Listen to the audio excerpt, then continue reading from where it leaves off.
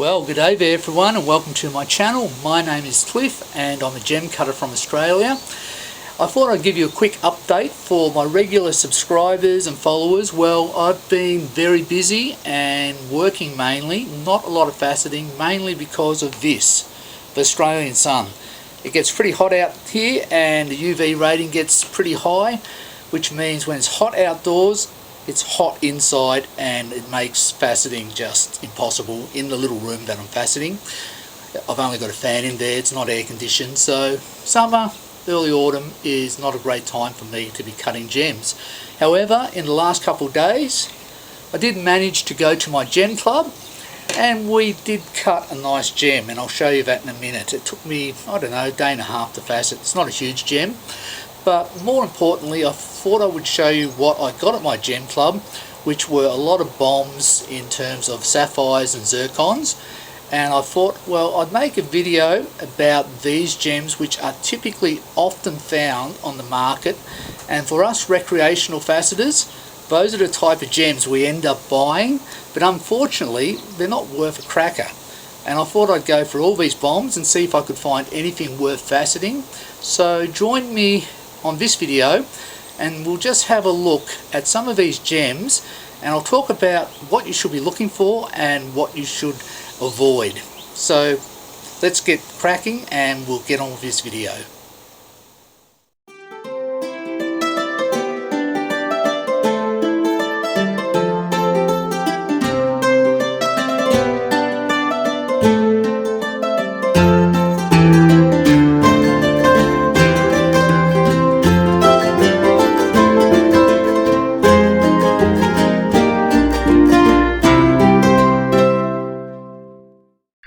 So here we have the gem that I faceted over the 2-day workshop at my gem club, and the type of design is a Portuguese design, and the material is YAG, which is an acronym for yttrium aluminium garnet.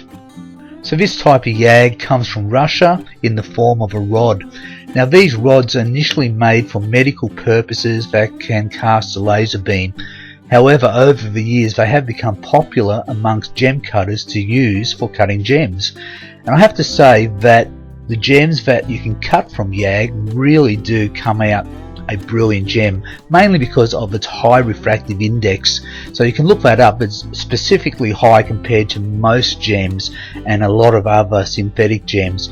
Not only that, YAG also is quite durable, so it has a really good hardness, so you can wear it in a ring, and it has that diamond-like quality without that artificial blingy look, and I think that's why it's become really popular, YAG. I guess if you want to buy it from Russia, it would be hard to obtain at the moment, but it is quite expensive, so when you buy this you want to make sure that you put it to good use and cut a half decent gem out of it.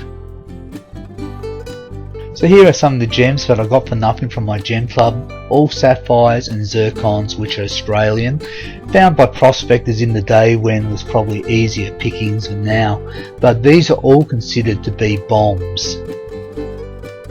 So within the circles of gem cutters, prospectors, or people who just like to collect rough gem material, a bomb is considered to be a heavily included or fractured gem.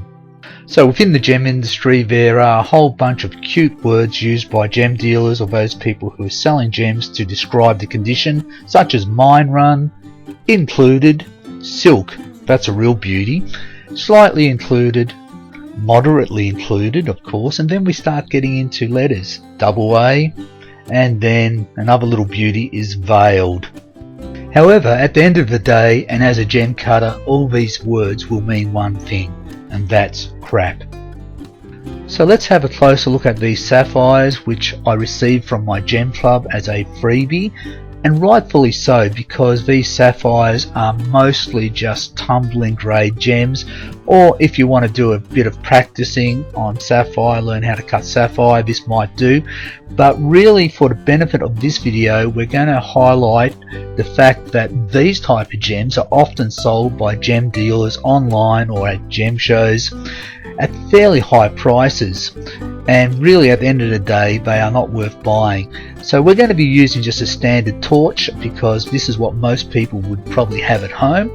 I do have a gem torch and they pump a little bit more light through the gem, but the whole point is when you see people selling these gems, particularly online, they will be using one of these gem torches and they're pumping an enormous amount of light through the gem so you can get some clarity through them. So like many sapphires, they can be typically dark, and Australian sapphires can be dark when they are not under light. But the minute you start putting them under light, most of them will become translucent or very transparent. And what a lot of the sellers do, they will sell these gems under light and you're thinking, gee, they look pretty good, they're facet grade, but I will guarantee you that unless you've got a reputable dealer, that the majority of them won't be. So we're going to have a look at these gems because this is typical what you see all the time being sold, and I'm not a professional cameraman or photographer, but a lot of these gems, as you can see now under my standard Vata torch, they look like they could facet. They look like they're facet grade, but I will guarantee you that they are not.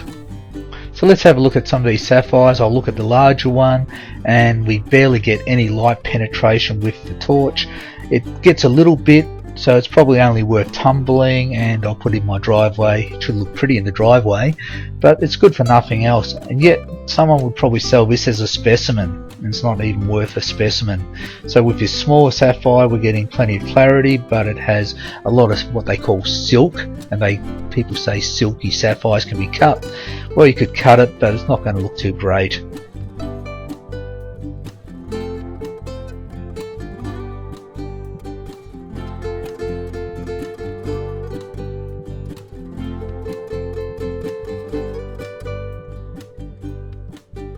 So what I'm going to do, I'm going to go through all these sapphires individually and then put aside the ones that I think are cutters, and then I'll put aside the ones that are just possibilities for cutting, and then we'll have a look at those later on.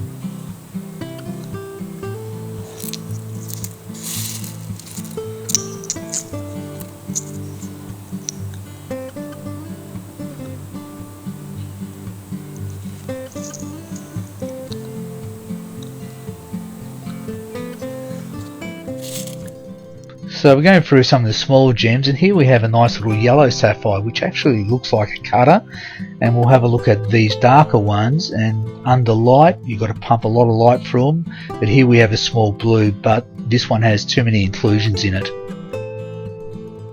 So here we have a selection out of the entire jar of the sapphires which I would consider to be possible cutting gems. And I think once I have a closer look at them, probably only a quarter of them will be okay to facet.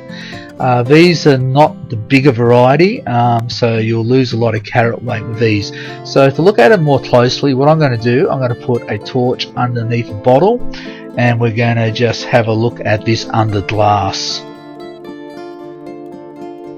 So by using a gem torch and a glass bottle which is sitting vertically on the table, and then placing what I would consider to be the possible cutters out of that entire jar of sapphires, we get a really good look of what these gems look like.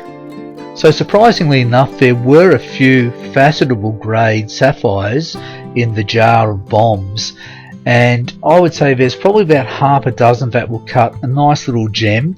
And out of this lot that you can see now, they are only the lighter sapphires.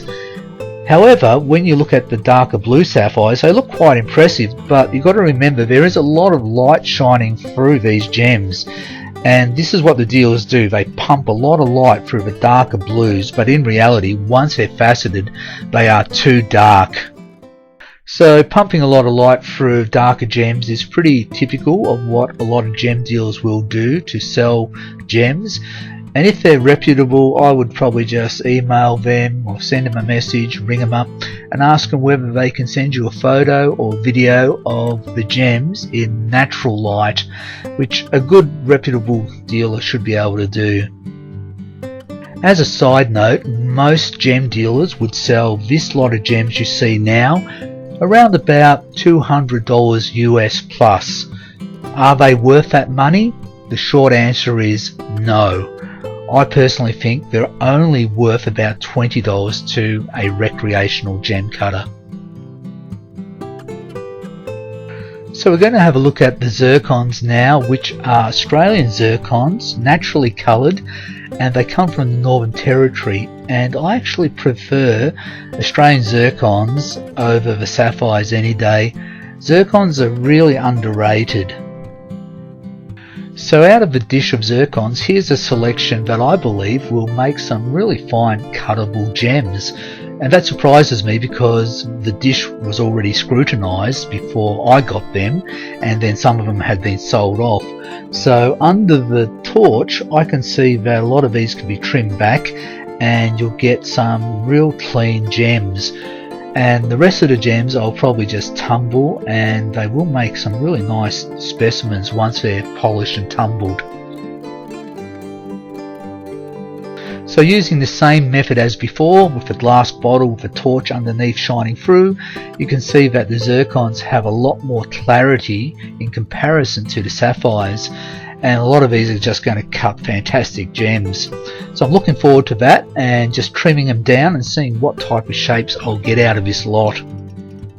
So we're getting closer to the end of another video, and what I hope people have learnt from this video is that you can throw a bombed out gem under any strong light source and make it look quite impressive, and it could be full of inclusions, fractures, all silked out, and would be sold under the pretense of being a facetable gem. So buyer beware.